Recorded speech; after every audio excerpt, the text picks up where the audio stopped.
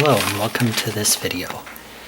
In a previous video I discussed my intention to use this piece of tubing I found in the road to make a version of a Japanese 5-hole flute. And this tubing is a much smaller inner diameter than the original flute would be, but I thought it would be fun to give it a try. Also, playing an end-blown flute that has a small inner diameter makes me practice my the way my lips are. You call it embouchure. It makes me practice making it smaller, which makes it easier to play other flutes, such as a shakuhachi or something. So, part of the idea behind it is making something that you just pick up and play and just put down, and it's convenient. And that's part of why the plastic, like bamboo will crack, but this plastic obviously is very durable. Here's the sound.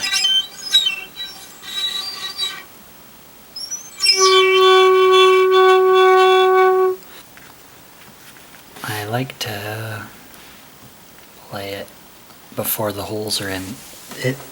It's always different after you put the holes in, but it's just sort of like, well, the interesting thing is playing a newly made one makes me have more excitement, even to play old ones that I've made.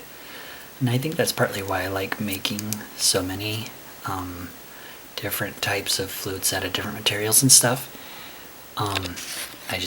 It just gets exciting, and makes me even more excited about the old ones and stuff like that. Anyway, here's me measuring the placement of holes. I later moved them, but this is what I started out with.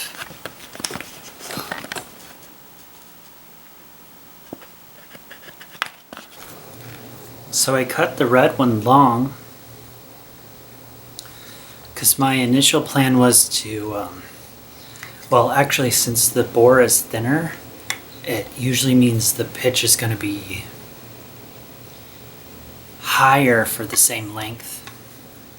So if I took this length here and made the bore like that thick, it would make the main pitch way low. I hope that makes sense. And then if I shrunk the bore of the same length, it'll make the pitch higher.